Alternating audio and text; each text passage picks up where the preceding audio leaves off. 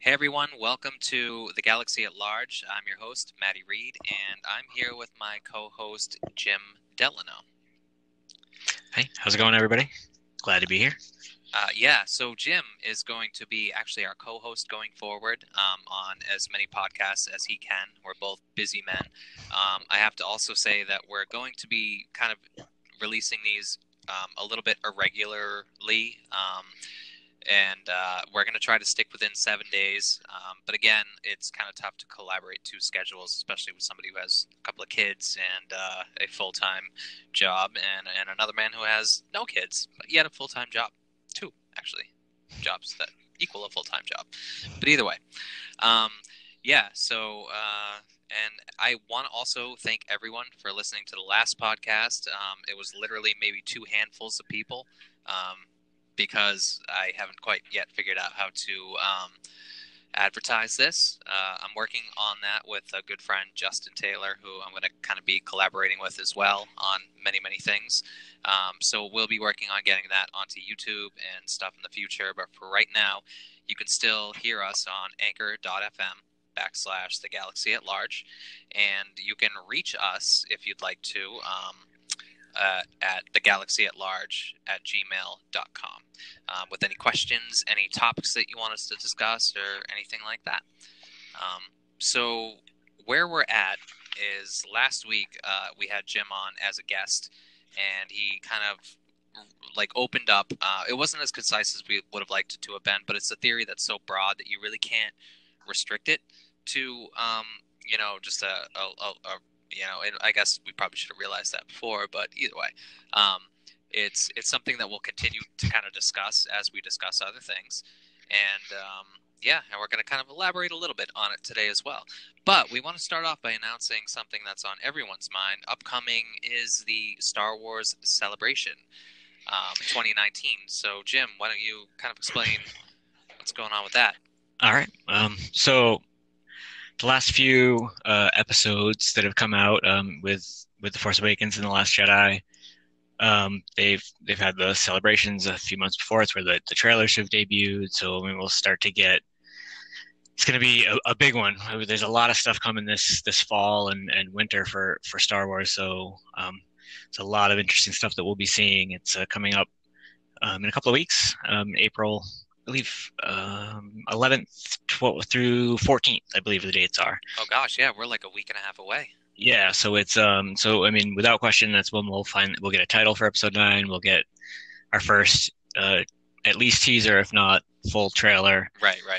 And that would be enough in normal times. But we're also going to get potentially a trailer and a lot more information on The Mandalorian. We're going to get sneak peek at the new season of Clone Wars coming up. We're going to get all kinds of the Jedi Fallen Order video game that's supposed to come out this holiday season. The first images of that and more information about that game that's going to be coming out are all these things are coming out. Is that going to be on all platforms like PC and all that good stuff, or It is. I don't believe it's just a console. I know it's Xbox, PlayStation. I would assume it's on PC as well. I'm not 100% sure though. But still, Xbox, PlayStation, the consoles themselves. Yes. Good. All right, fantastic. Yeah.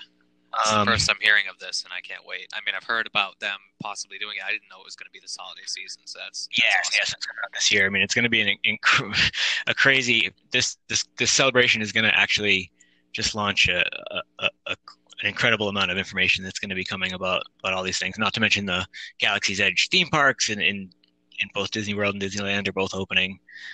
So the most information we're going to get from that, and just looking at the first day, the big information will come the first full day, April 12th.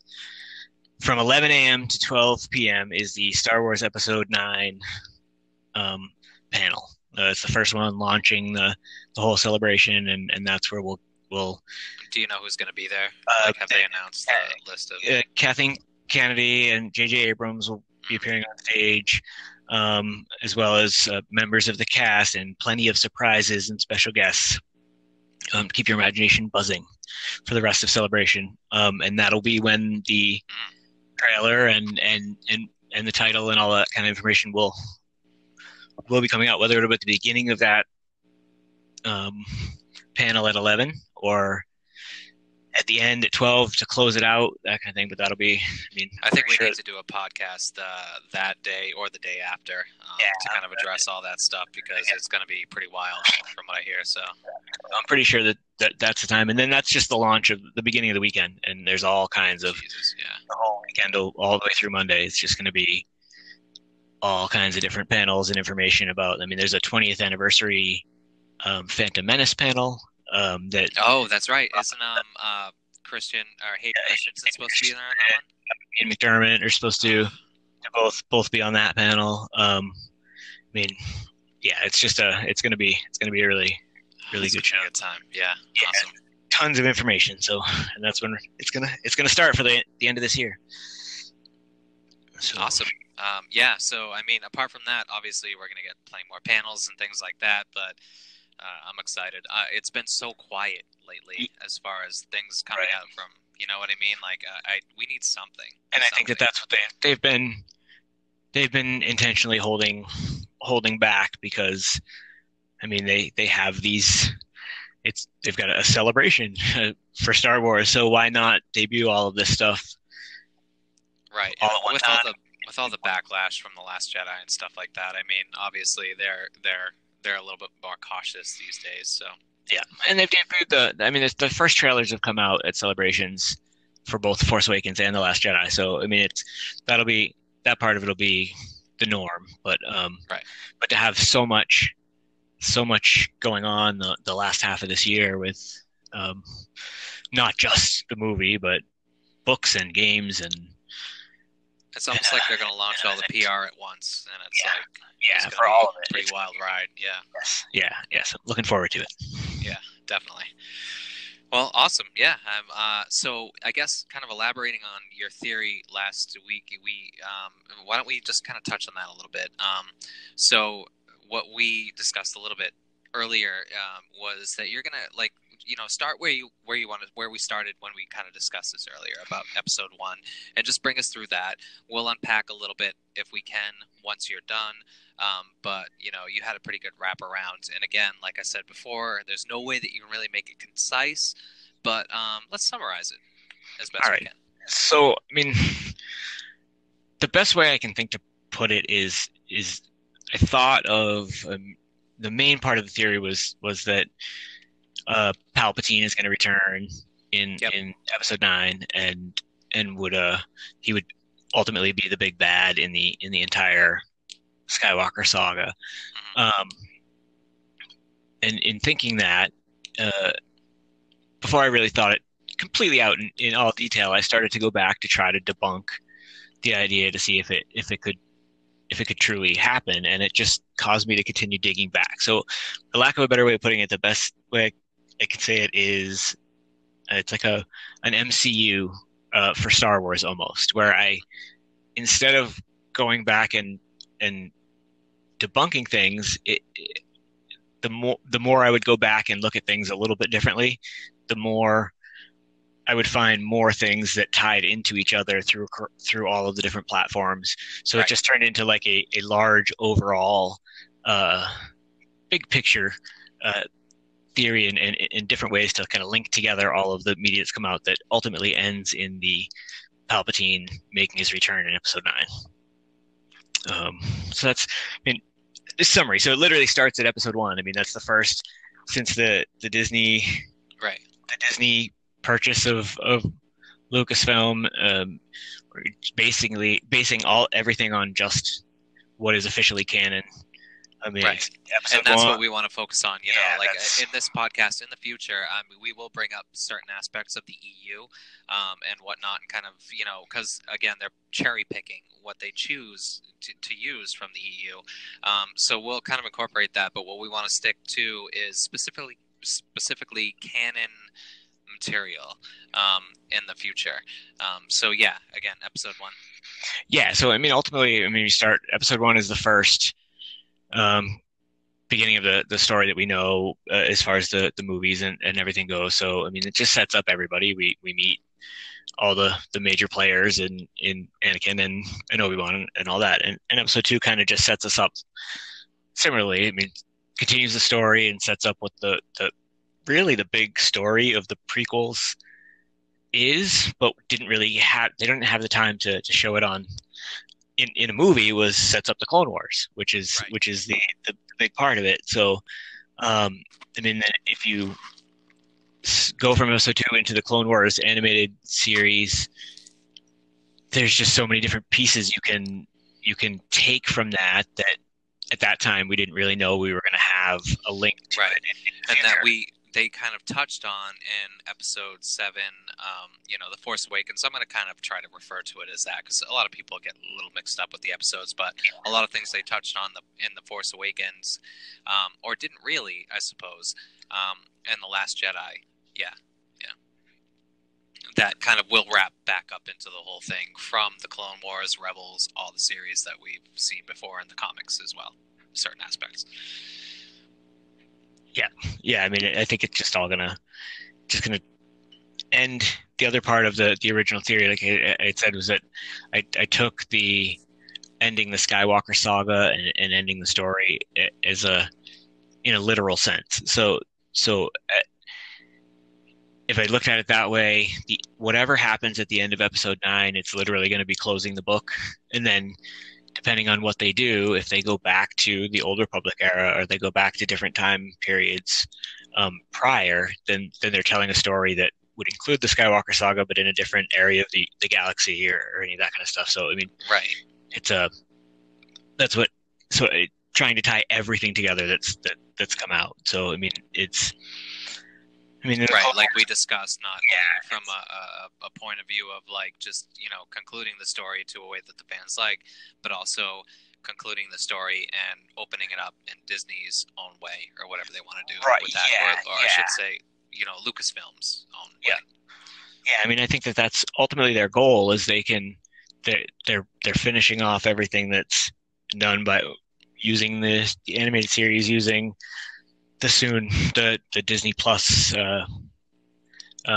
TV series that are coming out, that kind of stuff to fill in some of the holes in this era Right. of time, and then they're going to go completely away from it and be able to create their own Star Wars galaxy and kind of come up with an origin story for the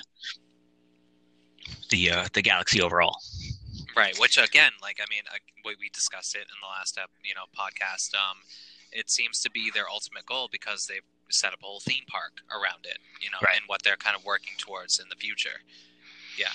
Right. Yeah, and I think that we're going to start to see. We had mentioned the Batu. I mean, I think it's already come up in a couple of different books and stories and stuff, and as the theme parks open, um, I'm pretty sure we're going to see it tie into bigger picture, more potentially even appear in movies, the Right. planet itself. I think it's that way. You can the idea of the theme park is that you're completely in that world and you're living it. So I think they want to make it so that you are literally living part of the movie that you're seeing. So you're going in and you're actually stepping into the movie in that particular Right. scene, that kind of thing. And I think that's really what their big picture goal is with it. And I can't wait to actually, like, hopefully one day we'll be able to visit the hotel that they're also planning and that whole entire thing, because I think it all kind of wraps together. But it seems to be all about role play, which is kind of cool. You know what I mean? Like, if you're spending the amount of money that you have to go down to Disney, you might as well have an immersive experience that really, Right. brings out the kid in you. So, Yeah. A lot of the things that they've talked about is with the theme parks. And again, we'll find out more about that at Celebration as well. that's right. I didn't even think about that they would address that, but obviously they would. So Yeah, they're going to be opening up soon. I mean, I think they pushed the dates up even, so they're opening up earlier than they originally had yeah, announced. they seem to be doing pretty good down there. I mean, from what I hear. So But Oh, did you again? You went to Disney last time with the boys and whatnot? Like this is kind of a personal thing, but you did go, right? yes, So yes, you experienced. I heard that Hollywood Studios, the whole front of it was blocked off, and that they were really, really wrapping Hollywood Studios around into this whole thing. yes, yes. Yeah. Yeah, there was a lot. You had to generally. I mean, for those that have been to Disney, I mean, if you stay in the park, you get dropped off pretty much right in front of the parks. Right in the gates. Right Right at at the the gates. gates, I mean, so basically. Yeah. you just walk right in. From the But ferry or whatever you yeah, decide the to ferry or take. the Yeah. bus or whatever it is that you're closer to. But Hollywood Studios, when we went, it was really far away. Like, and it had. Yeah. I mean, you were walking through the parking lot with. I mean, it was just big wooden walls that they had built, and you had a specific path, so you couldn't really see over anything or around the whole walkway to get there. So it Yeah, they definitely. keep things very, very secretive down Yeah, yeah. I mean, same thing there. I think inside it the was like park. the Seven Dwarfs or something like that. You couldn't even see into what they were doing other than the mountain that was like kind of rising Right. above everything. So they do it pretty well down there. Yeah, yeah, they definitely do. Yeah, it was inside the park too, where the entrance to the actual connection to the park is. I mean, you they had a big, again, big wall built there. I mean, you couldn't see anything over it at all. I mean, it was blocked off pretty well. So Right. I can't wait. I mean, what they had before, again, we're kind of off topic, but it really doesn't matter. I mean, we're having fun here, so that's what this whole thing's about. But like Star Tours and what they had yeah, before was actually a lot of fun. The whole Jedi show and stuff like that. You know, yeah, like I have to say, I was impressed with what they had before. But I really, really can't wait to see what they're about to unravel down there. So yeah. It seems incredible, everything that I've read about it. So, but I it'll be trust. difficult to get there for for Yeah, a while. It's going to be for the average Joe, packed. it's going to be Yeah, a little rough to get in there. Yeah, yeah, right. yeah. It's going to be, and even if you get in, it's going to be really, really, really, really crowded. But I mean, definitely worth the experience from what it. Oh What yeah, it sounds. never really isn't. I mean, I've always had fun down there. So yeah, and we went there before, obviously, Right. together. So Yeah. it's been a good time.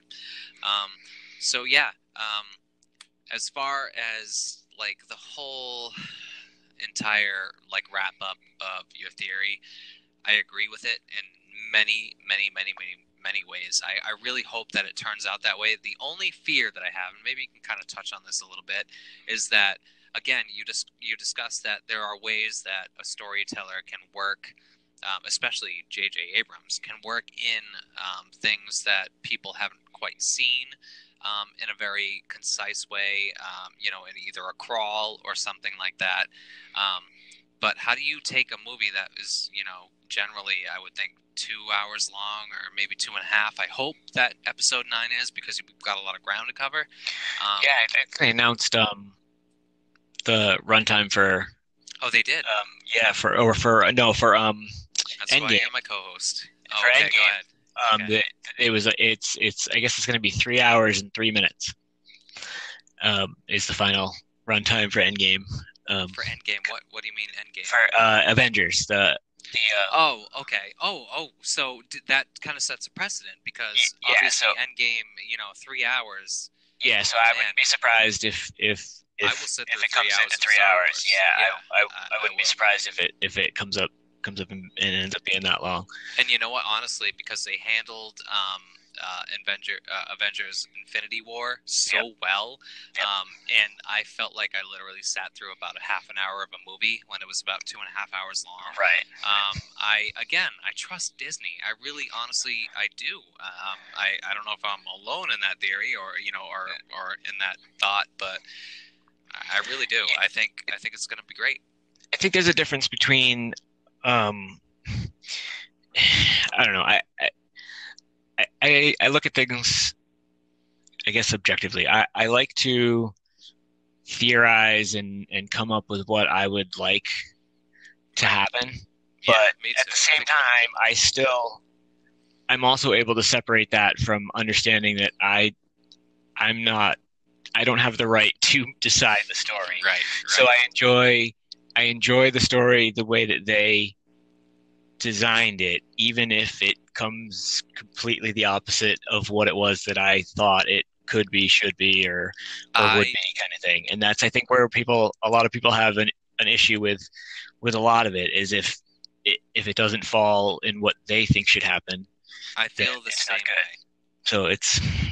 I definitely feel the same way. And again, that whole I think the build up of all the fan frustration and stuff like that with where they thought that the whole story was going to go, kind of erupted when The Last Jedi came out, which I don't think was truly fair to Rian Johnson. I really don't think it was fair to Kathleen Kennedy or the whole group, because we haven't seen how things are going to end. Right. And it like boiled down to the most petty things, like casting an Asian in a role or a black stormtrooper or whatever. And I think it was kind of overblown by the media, but at the same time, there's no smoke without fire. Right. You know what I mean? So I really don't agree with all that. I do enjoy introducing new elements to the story. And honestly, I walked out of The Last Jedi with a feeling of like, WTF. You know what I mean? But also in like the best kind of a way, because there was a lot of points where I was like, okay, that's my Star Wars. And then there was a lot of points where it was like, okay, well, I guess maybe I would have gone a different way creatively. But who am I to say where we should go with this series? I mean, Space Leia, maybe we can explain that off later, or whatever. There were certain things where I can't really justify, where they went. And I'm not going to say that Of course not. I'm not going to say I agree with. I mean, there's a couple of things that strike me. We're all in the same boat on that. Right. I mean, that are just really. But at the end of the day, I accept it, and I strongly agree with what you said about. It's a trilogy that's ending a trilogy of trilogies, and I'm not going to bash the 8th one until I know how the 9th one ends. Right, and it could all be important things that didn't make sense to us then, but are going to be like aha kind of moments as we sit there and watch episode 9. Right. So until that's proven not to be the case, then I can't take it that Rian Johnson's just out there, because maybe we're just not in the inner circle to know what's going on. So exactly. So we just don't know. They stand so far behind him. You know what I mean? Like there's got to be a reason for that. They signed him on for his next trilogy that he's working on now before The Last Jedi came out. Right. So they didn't care that it was. Despite what you may hear, everyone who's out here, that's still very much in the works. Yes. Yeah. I mean, there might have been things that came out that said that wasn't. But it's all he's quickly been. Yeah, he's come right out himself. I mean, not even through people and Twitter and stuff, and just said that yes, he's still doing it. So, and nobody's come out to say officially say otherwise. So we can't ignore the guy's body of work before that, which we kind of discussed again in our pre-conversation before this whole podcast.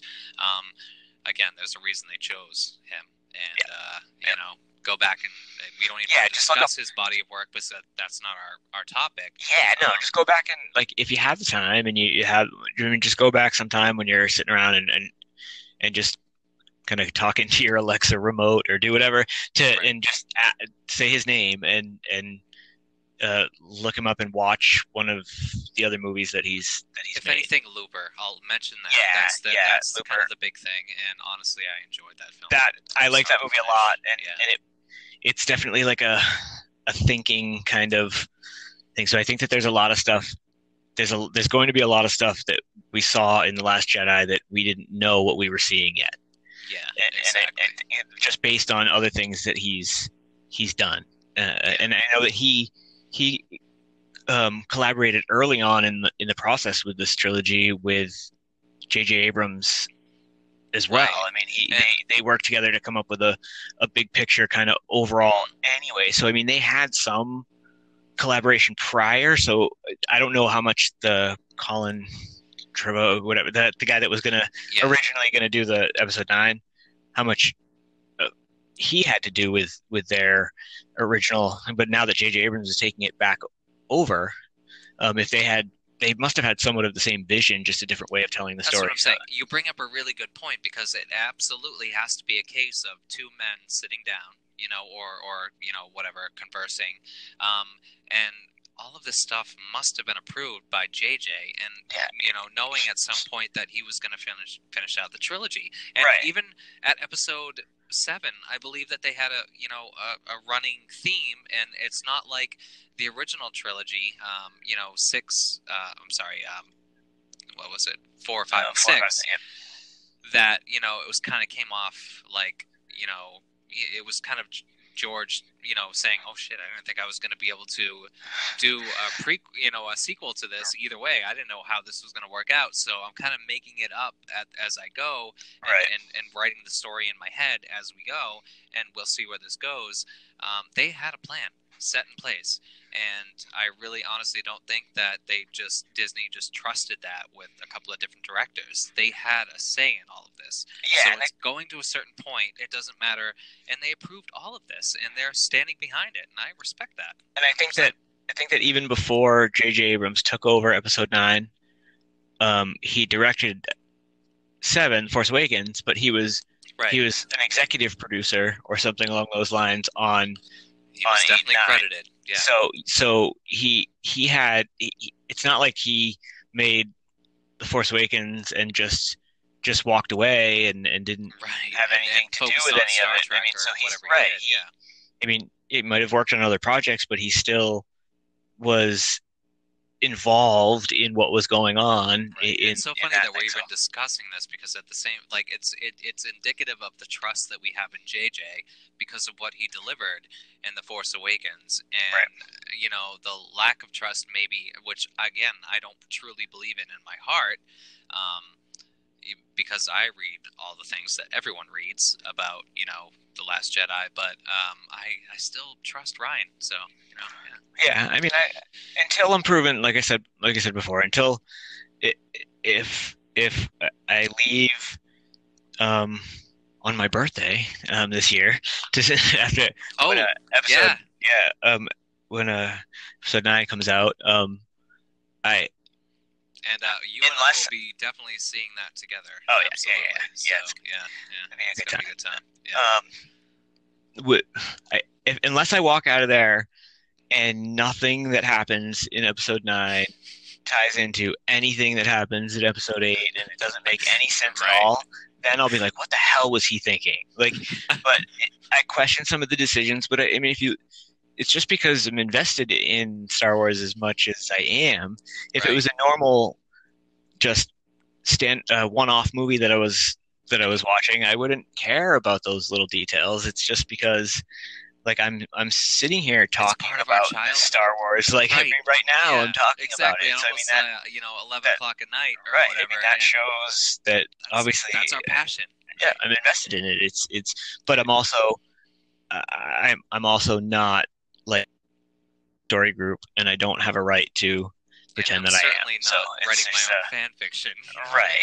So So take it, enjoy it, absorb as much of it as I can, and take it as entertainment, and be willing to have fun with it. Just be open to it, because honestly, and one of the things that I want to stress in this podcast is that there is a world way beyond what you're seeing on screen, and that world is amazing. The Dr. Aphra comic, everything that they've done with Darth Vader from the moment that Disney picked it up has been perfect. Incredible. I would say that literally they have taken Anakin and used the fact that he's a sympathetic character, a tragic figure in fiction, and they've separated the moment that Anakin became Darth Vader, finally. And it wasn't the minute that he picked up the suit. It was a little bit after that he truly gave himself to the dark side and said, there's nothing else to really live for at this point but the dark side. He took on the name from when Palpatine gave it to him, but the suit at a different time. But he didn't really take on But he was bitter. The real persona. He wasn't bitter him. Anakin. Right? Yeah, exactly. But they've done great with it. Darth Vader number 25. At a certain point, literally, and I brought this up in the last podcast, Darth Vader number 25 on the second series. I'm not sure if it has a different title or anything like that. Not the one with Afra, but the one that like starts his story I think it's off. just Darth Vader. Yeah, I think that's what it's called. The one that starts his story off from the minute that he puts on the suit is the most interesting thing that we've gotten out of Darth Vader so far. And it leads up to the point where literally he sees, Padme, and again, we'll go into all that. I don't really want to spoil anything for anyone, and I haven't yet, because maybe we'll do a separate video about that or a separate podcast. But either way, it's incredible. And you find out the moment that he becomes Darth Vader, and beyond that point, he is the ruthless villain that we want to see. Like, literally, we want to see Darth Vader at his worst, and that makes the redemption of Anakin Skywalker all the more important. So, well, and I think it makes the fall that much more tragic too, because if anybody, right.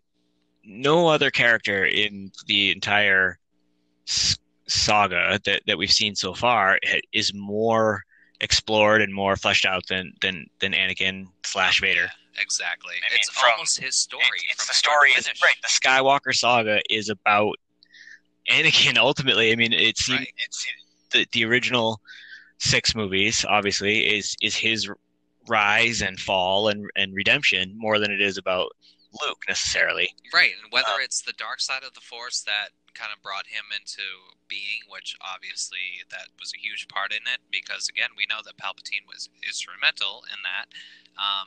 But also, it could have been like a little touch of the light. It doesn't really matter because, again, it makes him more tragic in the beginning. Right.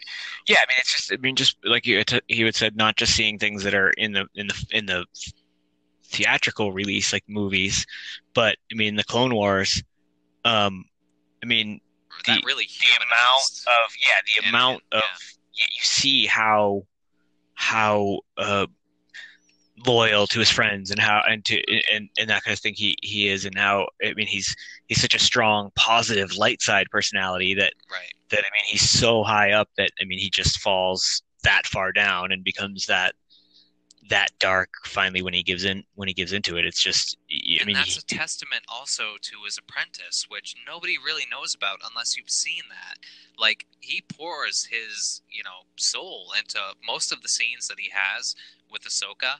And she was a huge, important part of his learning process between, the Clone Wars when Plo Koon plucks her out of, relative obscurity and everything like that. Like, again, I really, and honestly, it sucks that it's kind of it's leaving Netflix very, very soon. So if you're hearing this podcast, please go to Netflix. I think literally in a day or two or something like that, it's going away. Well, it's April 1st, so it might. Oh, because it's a new month. It might be off now. So go get the DVDs or do whatever you have to do to look at that stuff, because again, like, the Clone Wars really, really humanizes Anakin himself. Yeah. It fills in all the gaps. And do you know off the top of your head who plays Anakin in the Clone Wars, or who voices him? Matt Laudner or something. I'm not 100% sure on the last name. I know it starts with an L, and it's his first name's Matt. I'm pretty sure. I am not taking anything away from Hayden Christensen's portrayal, because he was directed by George Lucas, who is kind of a relatively wooden character. You know what I mean? And I've seen some of the outtakes and stuff like that between him and Padme, and I've seen the directing that was going behind that, and I've seen them bust out laughing sometimes at the dialogue. My thing with that, I'm not like an apologist, but I'll probably take that. I'll probably take that side more often, just because if you giving the actors and actresses in the prequels, I mean, everybody says everybody other than Ewan McGregor was just like wooden and not, but the amount of that film, the amount of those movies, the Obi-Wan character was fucking phenomenal. So. Yeah, they did a great job with him, and I hope to see him in the future. Yeah, I think that'll happen. But the amount of that film, those movies that were done in front of a green screen with fake effects in the background and all of that kind of stuff. That was brand new generation at the time, right? Was incredible. Like, I mean, a lot of those scenes, they were standing in a room in their costumes like literally in a room that was just green floors, green wall, green. If you I mean, so how can you put yourself right, in if you character? have Samuel L. Jackson, one of the best, like no one will. If you're gonna argue this, he's one of the best actors of all time. If you have him standing in front of a green screen and not being able to really deliver his lines with feeling, like that's big. Right. I mean, I think it's got a lot to do with the the delivery of the from the actors and actresses during those films. I think it's you're in an imaginary world with these Right. aliens and creatures and all of this kind of stuff, and you're not really there. It's difficult to put yourself in that kind of spot and really know Right. how to behave and how to deliver the lines. And a huge testament to J.J. Abrams and again Ryan Johnson as well, was their like devotion to practical effects, which has brought out the heart again in Star Wars. So Bring and also it back to the way that it started. So right, it also needs to be pointed out that all the backlash and everything that's come from The Last Jedi is kind of a product of, and we won't get into this, but it's kind of a product of the modern world. Because if you think about where Star Wars started off at Episode 4, before it was called Episode 4, and you go to The Empire Strikes Back, which a lot of things that were introduced to that didn't really make sense with the first one. If we had modern media at that time, Twitter and things like that, would people really kind of, have probably had a different issue with that? You know what I mean? Like, it seems like maybe there would have been a little bit of backlash about that as well. Yeah, I mean, there's backlash, like, I don't remember. with all the social media stuff, I mean, there's backlash about everything. Yeah, like, right. I mean, somebody does something that's purely innocent and purely, like, out of the kindness of their heart, and somebody's going to leave a negative comment or send a negative. Right. I mean, it's just and that's with the everything thing that's picked up on. Right. Yep, exactly. I mean, that'll be the thing that they run with. But I really don't honestly think there's as much hatred for The Last Jedi as is advertised. Because I just hope that people, like we said, I mean, regardless of how you felt about The Last Jedi, go into Episode 9, which I can't wait until they announce the title so I can stop saying Episode 9. But right, exactly. Yes, thank you.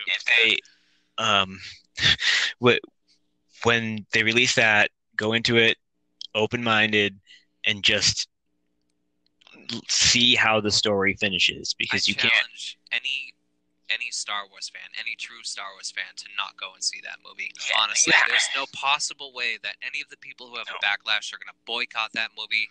Go ahead if you want to, but it's the most pretentious, stupid thing to like. It's our heart. It's what we do. You can't, regardless of the story. I mean, you can't. You read 2/3 of a book and then just decide, oh yeah, I've read enough. I'm not perfect way to put it. Perfect. Like, because you don't like the way that something's going. Well, you still have like storytelling and the way that things are designed. You're going into the third act now of a movie. This is where all the stuff happens. Right. So this whole movie is being set up to where where the action happens. Like it's not. That's not what the design of the middle movie in a trilogy is. It's to, Right. It's to like broaden things out a little bit, explain some stuff, and set up what's coming up in the end. So, right, the middle movie is always the most like. I mean, if you look at like the better trilogies of the past 20 or so years, or even I don't know beyond that, Godfather 2 was one of the best movies of all time. Yep. Godfather 3 not so much, but either way, we won't go into that. But you've got I think there's a difference in some of them, though. If it's just I look at things like director different sometimes. Yeah. No, not even. But if it was a planned, so if a movie came out and it was originally written as just one movie, right, and then this did well, let's make a sequel, right, like, and then then I think that oftentimes the second one can be better than the first one, and then they usually start to go downhill from there. Right. But if something's written as a that way from the beginning, then you're setting up three movies as you would one, where you've got like the story setup stuff, and then you've got like the whatever drama goes on, and then you've got the climactic finish at the end. Like, so if you take Perfect example, I have to say, not to interrupt you, but the perfect example would be the Lord of the Rings trilogy, right, where exactly. Fellowship of the Ring was amazing, and it opened up everything. The second movie, not so much, but Return of the King was Emmy nominated in all sorts of, like it did really, really well, and it closed up everything perfectly. Right. So I think that if they're designed that way, it's different. Like I always look at them differently that way than something that they were just trying to milk a sequel off of because the first movie did really well. There was a vision before, so it's gonna play out, right? Yeah. So hopefully, and like again, I the rare occasion that works out is the original Star Wars, Star Wars trilogy. So right, they were able to. Again, they've been able to flesh a lot of that stuff out, like even more since then to kind of, and he went back and did like the remastered stuff to fix a couple of things here and there that they couldn't do then too. So he did in a way, but there again that was full of controversy. But his whole original vision. I mean, it's his right to tell the story he wants to tell. So I agree with that again, as well. So, agree or disagree. But yeah, I mean, I think that the goal is really going to be to put a nice bow on what we've seen so far and allow the Disney version of Lucasfilm to kind of start from scratch and kind of come up with whether it's the I can't remember their name now, Weiss and Feinstein with the Game of Thrones directors that are making the next trilogy that's supposed to come out. Right. It's rumored to be an Old Republic era. And that trilogy. may also, again, we have to kind of note that hasn't been confirmed. No. That they kind of specialize in a time kind of before times, but also kind of tying it into the whole thing. I think that's probably a pretty accurate assessment. Yeah, I mean that's what and then that gives them we saw episode 9, and if you take their literal ending of the saga with episode 9, we've seen the end, and now we can go back and they can set up the beginning. Right. And then they can, thousands of years prior to the Skywalker saga, and they could set up everything that starts then can lead up to what happens in the Skywalker saga if they wanted to, right. or something even along those just lines. Maybe the final battle at Malachor. Right. I mean, that we've seen in both the comics, Rebels, and other media. Yeah. That would be a perfect ending to that first trilogy. I mean, if you get to that, it would be. Yeah. And at that point, that's when was it Bane? It was. I would think that's where Bane. Bane was the sole survivor of the Sith, and he instituted the rule of two. Right. So, I mean, I think that would be an ideal place to end the 6th season of Clone Wars. Yeah. Hopefully, they keep the story the same as it was again in the Legends. Legends books, but we know trilogy that honestly I think that most Star Wars fans should read. Again, it's really Legends, but it was amazing. It was really good. Yeah, I don't read a lot, but that was I read all three of those. Right. I mean, but I read all three of those when they came out. It was they definitely kept my attention. They were good stories. So I mean, I think that would be a perfect place, because then theoretically, if you want to go in order, then you're setting yourself up to let's make a Bane trilogy. Right. I can't wait. Because Bane ends the first trilogy becoming the only Sith, instituting the rule of two, and then we can explain him, and you could almost trace the either current Jedi or current Sith throughout the timeline, and just keep going up to get to Plagueis or Palpatine. I mean, eventually keep continuing to go up until you get to. I was gonna hope you would say Revan. Because, God, yes, that's to be addressed. Yeah, he's definitely high up on the. I mean, if there's anyone they're gonna keep, it should be Bane, Plagueis, Revan, like all the people. Well, Plagueis obviously because he's canon, but still, yeah. And again, I mean, they changed the timeline that Thrawn was in from his. They brought him back from Legends, but they changed his time frame where he was. So I don't mind. I don't know where that in the future. Yeah, I don't know where they would put if they would keep Revan where he was in the games and the stories and stuff like that we know of him now, I think he would be actually even after Bane. So they could Right. have the Well, Bane I think trilogy, and he then kind of should be in a way, because I don't know. I mean, that's my own personal theory, but they've hinted to him in canon, actually, yes, with yeah, the visual dictionaries, the Crusader pendant that Luke has on his wall when we see his hut in The Last Jedi. yep, Um, so I think he's going to kind of tie into that. That's my own personal theory. I think everyone kind of who has noticed that thinks that, but yeah. I definitely think he's canon without being canon at this point. Like they right, haven't officially done it, but I mean, they're going to. I mean, he's a key player in the past storylines and all that kind of stuff. right. And a lot of those stories that even Too though they compelling to not leave right, a little right, trace of, you know? and even though they're not part of the canon now, they were. There was a lot of the stuff that came out then that was like the EU stuff that Lucas and Lucasfilm or Lucas Arts or whatever didn't have anything to do with. Right. And then there was stuff that they did work projects that they did work with people on. So you could always kind of take the stuff that they were involved in and consider that canon, even if at that time they weren't going to say that it was. Yeah. Like, so I mean, and that was one of the examples that they actually were involved also. Um, so you feel better about that story potentially sticking, maybe above others. Right. And again, like that's all kind of wishful thinking. I get this. I guess at this point, you know what I mean. But um, man, I guess I don't think there's anyone probably listening to this that doesn't hope that. So Yeah. yeah. So again, tie it all together. I mean, it so we'll see. I mean, we'll see if this is actually how episode 9 plays out, or if they're gonna come out with go in a completely different direction. I mean, Right. And you know what? If I can kind of introduce a completely different direction, I've kind of discussed this with you. And the only reason that I bring this up, I'm not sure if I believe that this is where things are going to go in any way, shape, or form in the future. But it seems like they can kind of really kind of tie everything together. If they, again, Snoke might not be Palpatine, obviously, in many, many ways, but.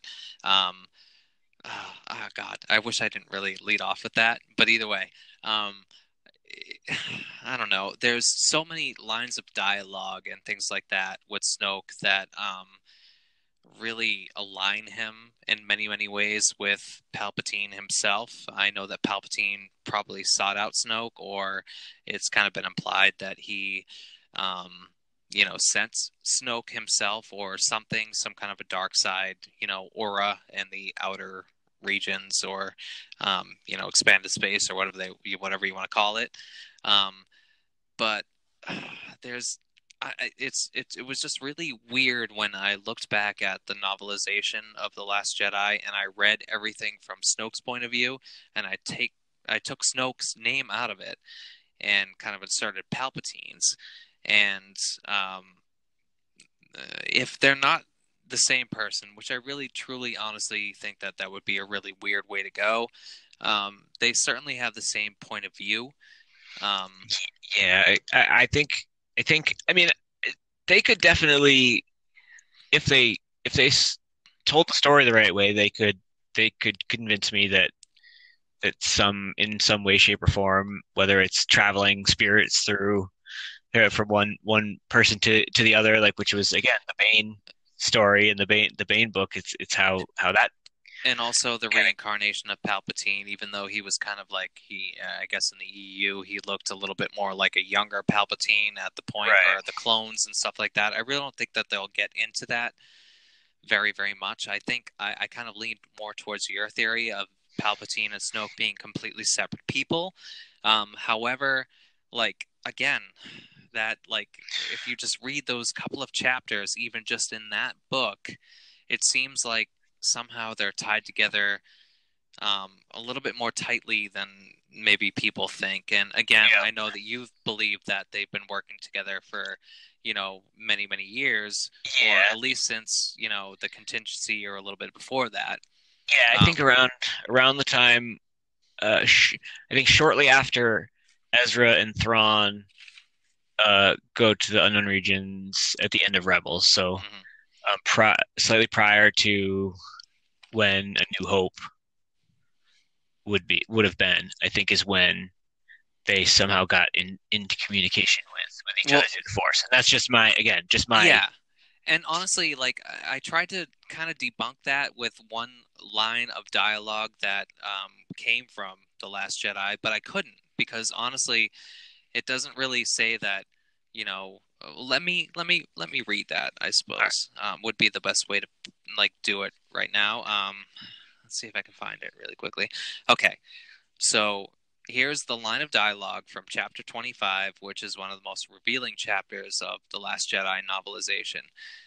It's about, I think, 4 or 5 paragraphs in, but either way, on page 217. Palpatine had engineered the contingency to simultaneously destroy his empire and ensure its rebirth, ruthlessly winnowing its ranks and rebuilding them with who and what survived. The rebuilding was to take place in the unknown regions, secretly explored by the Imperial scouts and seeded with shipyards, laboratories, and storehouses. An enormously expensive effort that had taken decades and had been kept hidden from all but the elect. But decades. Decades. so they could have been in communication for a lot longer than. I mean, Possibly, my but at the same time, maybe he didn't sense Snoke, or Snoke wasn't aware of him. right, and that's And also Snoke, being the manipulator that he is, um, could have, opened up a channel. I mean, he opened up a channel between Kylo Ren and Rey. You know what right, I mean? So right. there's no real limit to what Snoke can do at this point, or This what is he true. did do. You know? Yeah, so it's definitely. I mean, I said I could be sold on that if all how they tell the story. I mean, it's this the same Right. thing. I'm not definitely not against a different direction. I was my thoughts were just trying to take it literal with the ending of or tying everything together. Yeah, and Kind of again, thing. I But totally that would 100% also. get I mean, that. I really think that if Palpatine's involved in any way, shape, or form, He's a I think completely separate entity it's from yeah. Snoke. I mean, it's just got to be. Well, no, not even. As long as he's involved and he Right. ends up being the big bad, whether he ends up being Snoke or having been Snoke or whatever the situation is, or whether my thoughts like come to fruition. I think as long as Right. Palpatine's there, it still ties it all together and still ends the saga the same way that I think it's going. I think it's going to. Right. In my Yeah. version, as long Palpatine just has to be involved and be the He one does. behind the scenes. Yes. So Yeah. for it to kind of everything to fit for this whole saga And again, length the theory. only thing that I can kind of combat that with is the fact that, and in a way, like watching Clone Wars and watching Rebels and stuff like that, like seeing Sidious. I won't even say Palpatine because it was Sidious at this point. To see him kind of using Sith sorcery and stuff like that felt very Mother Talzin. Yeah, yeah, You know what I mean? Like a little bit uncomfortable in a way, but very indicative of the character of who Palpatine is. So I don't think it would surprise many people on screen to know that he kind of delved into that stuff, especially since the canon um, has established that Palpatine's reign was mostly behind the scenes. He very rarely made public appearances because of his hideous face, right, or the mask being kind of torn from what it was before. And he spent a lot of time really discovering Sith sorcery and things like that. He spent a lot of time in the catacombs of the Jedi Temple, where he kind of reopened the Sith shrine that was beneath that. So it doesn't seem out of the realm of possibility. It's just difficult to introduce in a movie that you have to complete in 3 hours. right. So that's the only thing that I can really see as being like the obstacle that they have to leap where we left off at episode 8. Yeah, I mean, I think, yeah,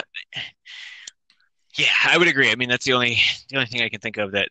I mean, I think it's doable though. Like, really, I mean, I do too. if I do. if The right storyteller, J.J. Abrams, could possibly do it. if the again, if the it still ties into the similar ending of my thing is where you lost my train of thought. Sorry. It's okay. So Palpatine is the big bad. He's the mastermind. It has to come full circle. That's what if their whole thing, yeah, their whole thing is balance, and their whole thing is so you need to have whether it's Rey or whether it's somebody else that is the ultimate light, and then you've got Palpatine, who throughout the whole saga ends up being revealed as the ultimate dark side, and then they need to clash or come to some sort of something. I mean, there needs to be some sort of revelation between those, or there's somebody else that's the extreme light and Rey's the middle, and she ends up being able to bring balance or whatever it is, however that plays out. I think that ultimately, if Palpatine's involved at all, I think however they work it in, I think it'll work that way. I just think Rey is a little bit too powerful, and again, I guess it maybe ties into the whole theory that a lot of people have about her being quote-unquote Mary Sue, who is a little bit too powerful for the whole series and stuff like that. There has to be something bigger than probably even both Snoke and Kylo Ren that caused the Force to create this person who obviously doesn't really have much of a problem tapping into the Force and using it for her own, needs. Yeah, I mean, untrained, completely unaware, untrained. I mean, for the most part, and being able to use it. I mean, at the point where she even Luke had more training than she did. Yeah, I mean, she has the Force vision when she touches the Skywalker lightsaber, right? Before she really knew she had Force powers. I mean, she'd always been good at doing things and all that kind of stuff, but it was the same thing as like young Anakin, where like they knew they had no choice in the whole matter, and he could fix things, but you didn't know that he could do that stuff because he had this extra power that he could kind of channel into and stuff. So like Rey said, she's things. known it's always been there, but she didn't really know quite how to exactly or what it was. That's, so, I mean, that's part of the fear behind Rey's character, which makes her more relatable. The fear behind what she has. We don't know much about or anything about her upbringing and whatnot, but I mean, if she's been dealing with having this much power for her entire life and not knowing, like, I mean, I guess I've never been Force sensitive, but I would guess you don't wake up and just start being able to move things. Like, exactly, it's probably been with you your whole life. You got to learn how to do it. Like, of course, yeah. Like, even if you've got that power and you don't know how to use it, then you don't know you have it. Like, you don't. It almost ties in. It's so weird. It kind of almost ties in with the whole like MCU. Again, I don't want to open up a whole new can of worms, but with the whole like mutant thing of like fearing your powers at first until you learn how to use them. Yeah.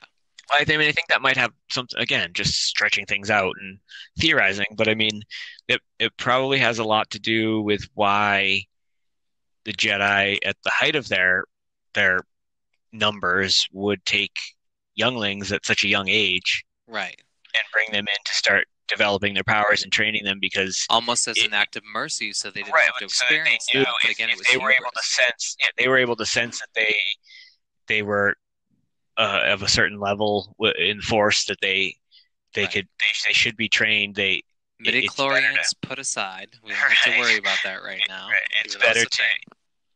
Yeah, that's another thing. We'll see. But I mean, if that's the case, then maybe they did that because, I mean, maybe people would have. I mean, if you think of it like an everyday person now, I mean, if you're growing up like a normal everyday kid, and then like all of a sudden you can do whatever it is whatever Force powers you're doing, like, I mean, it's gonna take you a little bit mentally to adjust to it. I mean, and if you're not the most stable person, you could end up doing a lot of bad things. So they probably want to grab those people as early as possible and try to head them down the right path as much as they can, kind of thing. And that's the thing. I think it was more. I think towards the end, it was probably more about just not letting those people fall to the dark side. Yeah, You know what I mean? Yeah. Because I mean, like I said, the Like, fear and all that kind of stuff. It's I think. Wow, this is just something as we're having the conversation that just popped into my head that would also explain. So like, um, why Anakin at even 9 years old or 8 years old, whatever, was considered too old to enter the training because and it showed that they were correct in that thought process because he was not able to let go of the fear and let go of the right. Like all he knew was his mother and that so comfort that he got from whatever he was doing. Yeah, he lived everything that they don't want Jedi to live. Exactly. And then was asked to stop doing all of that stuff. Right. Where all of these others grew up in that thing and never knew the difference. They didn't know what it was like to love and what it was like to do all this kind of stuff and he did, which is why he ultimately ended up turning. Is because of that. So I mean it's look at how young Ahsoka was when she was brought into the whole thing. I mean Plo Koon could lift her up in his hands and I mean she was like this little tiny child. And they used this I mean I think that even on Rebels they showed in one of the episodes, the early episodes where there were whether they were Inquisitors or something out and looking for Force sensitive babies to take from places and just basically just stockpiling Force sensitive babies and taking them from their families. Right. Even Palpatine understood the importance of taking a child when they were like you know what it's I mean? How Maul was trained. I mean, it's how exactly. Because he always had a bit of the dark side because he was, we don't know exactly how he. So yeah, I know in the Plagueis novel they explain his origin and how. Is that not canon? No, the Plagueis is not. It's as of now it's still Legends. So I mean But is he still Mother Talzin's son? He's still a knight. Sister, Night Brother, I mean, whatever. Night Brothers. He's still from Dathomir. Again, that's a whole nother podcast to explain. But go ahead, But I mean, he's still of that like that ilk, whatever. Dathomir or whatever the planet is. So the dark sorcery. That planet is steeped in the dark side, but also that's where Asajj Ventress was. She's also kind of set to rest, and she was redeemed by the end. Yep. So, God damn it, another podcast that we go into. So many, but anyway, And it's just like you have an open conversation, like so many about it. I mean, and that's what this so is many about. different things lead to so many different things. I mean, it's just getting things out there and getting thoughts out there, and I mean, it's again just for fun kind of thing. That's what we're all about at the Galaxy at Large. So yeah. But I mean, and I think that I'm hoping that this whole thing is just going to be one big thing, like where there's little, I don't know if you want to call them Easter eggs or whatever you want to call them, scattered throughout all of the different movies and shows and stuff like that you get little payoffs like all the way along. And I mean, we had talked earlier about like my big picture kind of synopsis of the whole saga. It's like a character like Maul, who you're introduced to first in the Phantom Menace. You see him as episode 1. Right, you see him as this just assassin kind of badass, like black and red spiked head guy. Like, and he just kills Qui-Gon. Yeah, he was introduced as a killing machine, as like the Sith's instrument of destruction. You see him die. Himself. That was the first. Not to interrupt again. I'm sorry. Yeah, no. He was the like that was Palpatine's way of reintroducing the Sith. That was it. He was. That was like here we are after 1,000 years.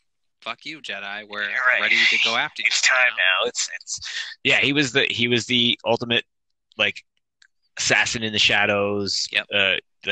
I mean, he had been around for a long time and nobody had any idea, and he was doing, again, maybe at this point mostly legend stuff, but he was out doing dirty work for Palpatine for years No, prior that to. is well established in Yeah, also the canon now with comics. Like he literally before he presented himself to Qui-Gon, he was working in the under levels.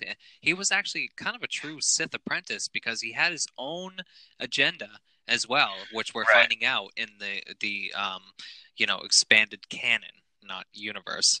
Um, where we're finding out that he had his own agenda and everything, and he was just seething to kill a Jedi, but he Yeah, couldn't. So he was looking for, actually, weirdly, which we found out in the Old Republic series of the comics, Darth Maul #1.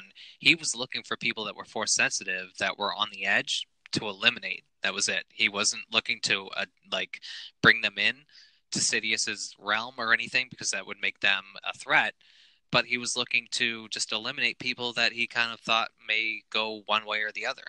So it's pretty wild, actually. yeah, I recommend everyone really yeah. look at those series. So Yeah, and that's the good thing about a lot of the comics and the things. I mean, I don't read all of them, but I do read um like reviews or general stories of them, so I stay on top of somewhat of what's going on, minus maybe right, a detail or two. Like, but I it everything it just they do such a good job of. That's why conversations like this can happen because you organically just kind of come up with things that tie into something else that tie into something else that you really didn't think of before that just right. kind of just come up in a conversation. It just kind of carries it on because they've done without us even really knowing it. They've done such a good job of really tying everything together. Right, that you really have to analyze it, Yeah. and especially it works out again with like a co-host like you, where two people have kind of different knowledge or the same knowledge, and you put everything together, and you're like, aha, you know what I Yeah. mean? Like Yeah. it just kind of like is like, okay, well they can go this way with this too. Doesn't mean they will, Right. but Right. it's the possibility, and they introduce all these possibilities, and honestly, I think that again, wrapping everything around, I trust them. I trust Yeah. the creative team. I trust Dave Filoni. I trust Pablo Hidalgo. I trust Kathleen Kennedy and everyone else that is like the unnamed people that are behind that. Um, I trust them. I really Yeah. do. So Yeah. I agree. I mean, they haven't done anything. I mean, seriously to prove otherwise. right, Really right, do. Other than again, if you went into The Last Jedi with maybe a certain point of view or maybe a certain a way of thinking, and you got completely shell shocked. I mean, right. like I I said, think in and of I'm not an itself, apologist. I don't right. think it was a great movie. I don't think, but I didn't hate it, But and I the think it brought some message, stuff up. But I think that if it ties into the other one, then it'll up itself a couple of notches if it does what I hope it does and sets up the funny nine. part is that The Last Jedi, when it came to the Jedi themselves, kind of centered around hubris and what you expected out of something. And they wrapped it and they kind of like twisted it to a point where it's like, okay, well, this is what you expect, but maybe that's not the real picture. You know what I mean? So Right. it's kind of funny that they did that with the movie, and also kind of subverted our expectations. God, I had a point with this. But either way, I guess it's just funny that like they kind of took what we expected and twisted it, um, to kind of I guess maybe people would be put off by that, but I don't know. I Right. kind of was like, okay, well, okay, maybe it's hubris to expect that Luke Skywalker was going to be the hero that we always expected him to Right. be in Episode 3. But maybe there's a little bit of redemption in Luke too, because they're presenting him to be a tragic character who went through all of this. Maybe he foresaw in Kylo when like he looked into his mind and everything what he was going to do in the future. Maybe he saw him almost pull the trigger against Leia or whatever. And we all know that Luke's main concern in the original trilogy, which he kind of, I think, grew beyond maybe we all expected. But his whole thing was, these are my friends. This is the rebellion. These are people I believe in. I don't want to let anything. I don't want anyone to get in the way. I don't want people to kill Han or whatever, or blah blah blah. Like we never got to see Luke, his response to where's Han, Right. thing. But maybe there's a reason for that. Maybe he foresaw Han's death and he was like, oh God, this is all coming to fruition. And that was a little bit too much to handle. I don't really know. I mean, he Yeah, was I cut mean, off from the Force, so who knows? yeah, and so There's, that's why I think there's he so was much open ended. exactly well, exactly almost everything. Ultimately, it it there were a lot of questions going into The Last Jedi, and none of them were answered, and more were Yeah, asked. right. So I mean, it's and the ones that you thought might have been answered were just like I'm sure there's a twists lot of that things you that did get answered that we just don't know about right right. I mean, yeah, it can go either way because like I've said before, I still don't necessarily believe the Ray's parents selling her for drinking money kind of thing. I think that that was just what now. They Kylo could also be needed to the tell her. anti-schmees, Right. like, Yeah. okay, well, here's my wife. She all of a sudden got pregnant for no reason. And, I'm on Right. Jakku and blah, blah, blah. Maybe I did sell my daughter off for drinking money. But we also saw her got dropped off by a ship Yep. Yep. in episode 7. So there's a little bit behind that story that we don't know. Yeah. There's more. I mean, so we don't know that, but I think that that's what Kylo needed to tell her at the time to try to get her to turn to join Right. him, kind of thing. Exactly. So he just told her what he thought would crush her the most, and I Snoke think that might there's not have been a Sith, but Kylo Ren definitely has very many Sith qualities, and yeah. that's one of those, the manipulative side of the Yeah, I whole deal. definitely think that that's the case. But again, we don't know. So I mean, Right. but that's I think part of the frustration with that movie also was that it, No answers. yeah, there was a lot of questions going in, Right. and then no answers, a bunch of twists that turned things that we thought were going to happen completely upside down, and Right. then more questions at the end. At And that least was in that was it. Empire Strikes Back, we got the whole Luke, I'm your father deal. You know Right. what I mean? At least we got like a little bit of it was like, oh, that can't be true. You know what I mean? Like exactly what Luke says. But we did get answers in that film, and it led to the conclusion, which say what you want to say about Return of the Jedi. It's part of my childhood, and I love it. You know Right. what I mean? Like it's to me. I don't care if the Ewoks took down the Empire. It was a lot more broad than that. So Yeah. you know Yeah. what I mean? Like it definitely like I enjoyed every part of that. So I trust him. Yeah. And at the time, I mean, at the time that I enjoyed it, also, I mean, growing up watching it, and I mean, and again, even now, that the one thing I think again that sometimes Star Wars gets I mean, flack for, and I think that maybe is looked at differently than maybe it should be from some people is that you want. I mean, it's 40. Like I was born in 1977. Right. I mean, that's the Yeah, you year had a Star couple Wars came years on out. me. Right. Yeah, Yeah. I mean, Yeah.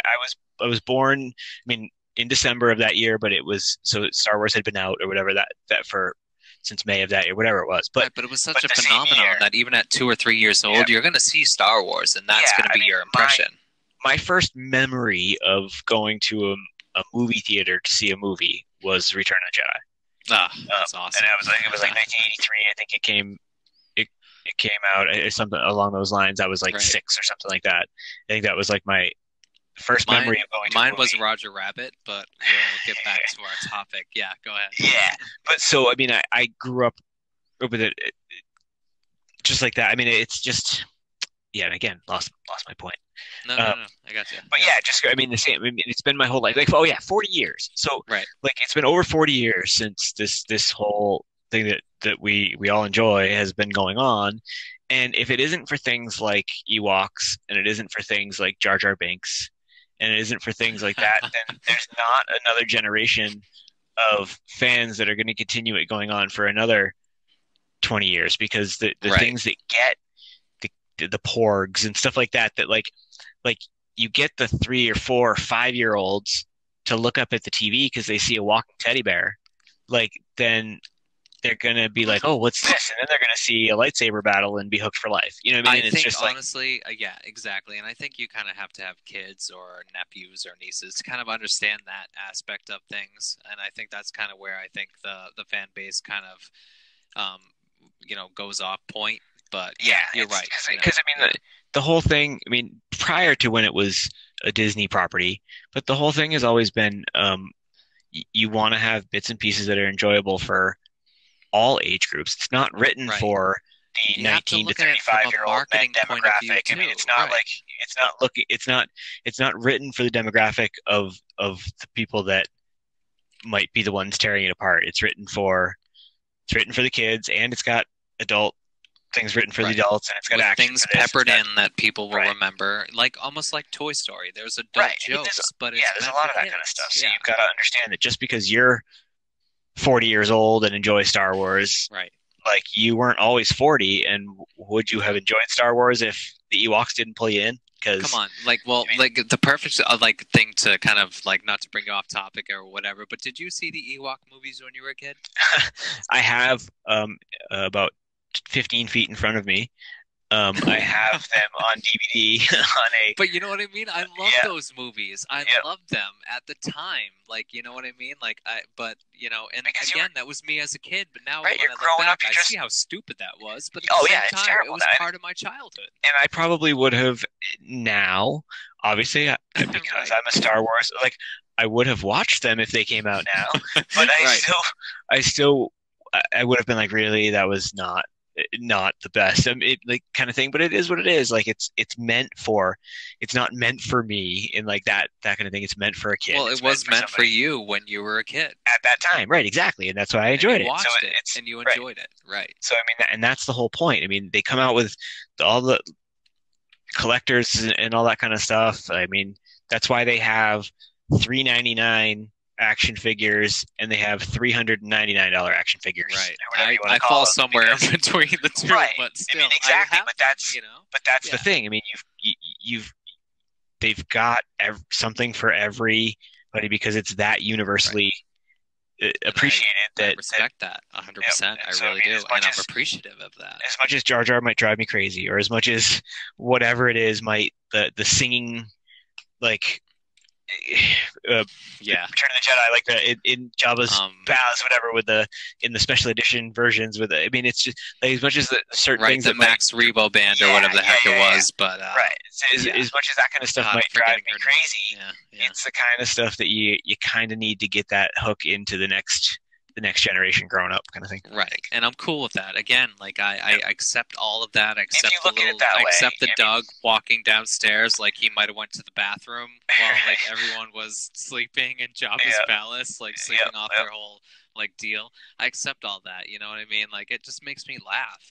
Yep. Like ultimately, and I If don't you- take it too seriously. And I That's- hope that's that exactly nobody else does. You Right. know? That's exactly Yeah. the point. Is if you take it as entertainment and still have as much fun thinking or theorizing about it or coming up with We wouldn't be alternate doing this stories and all this podcast kind of if stuff. we didn't like. I mean, we both have the same general feelings about like some of the things they did wrong or right, or in the way that we feel in our hearts. But we wouldn't be discussing it right now if we didn't truly passionately say like, "Well, that's the way the story's going," and Right. we're invested. Yep. So yeah, I'm not going anywhere unless they really really drop the ball really bad somewhere. I mean, I don't know what it would take, but I mean, But I'm never say always going to never. be constantly, like, again, even if I hate Episode 9, I'm always going to be constantly looking for Star Wars to redeem themselves. And I think, honestly, like, the weirdest part about this, and I don't want to, like, drop a plug for our next things that are coming up, but it's the wrestling fan in me, I guess, Right. that really is, like, willing to stick with the whole story and everything Yep. to see Yep. if it comes out to something, even if I feel it's not quite at the par that it should be. The other part of it too is like, if for me at least, is with all of the different things that are coming out going forward, and you've got Right.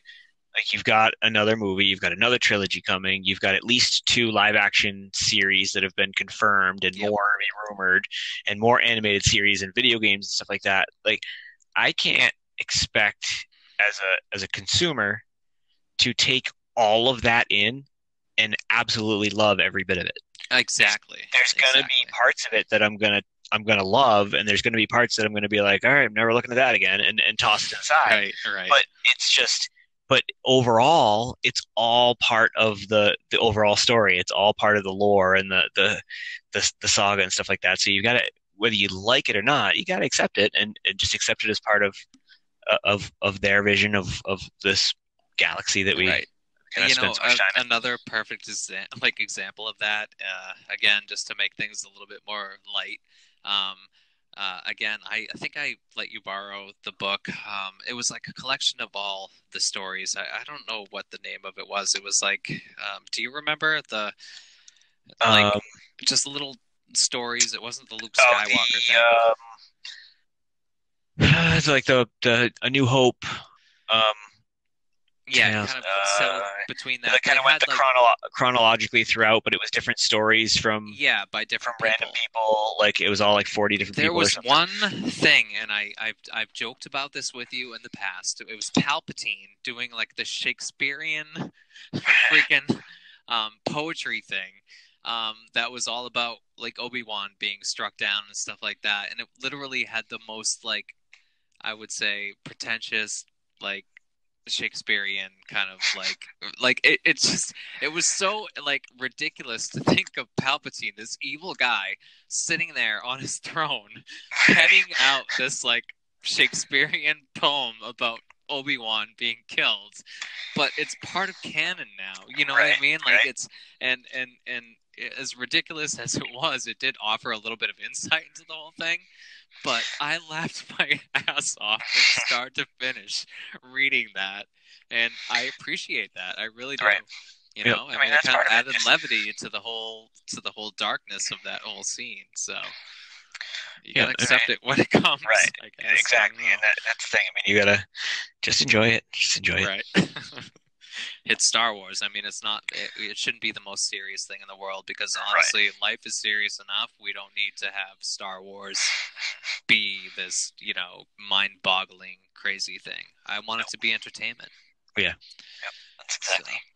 So, all right. Well, you know what? We're 81 minutes into this, minus a little tiny bit of editing. So I think this is a good place to leave off the second podcast for the galaxy at large. And Jim, thank you, man. Yeah, as always. And definitely a good time. Yeah, always. And yeah, we'll see you next week, I suppose. All right, have a good one. Thanks for listening. All right, you too. Bye. Bye.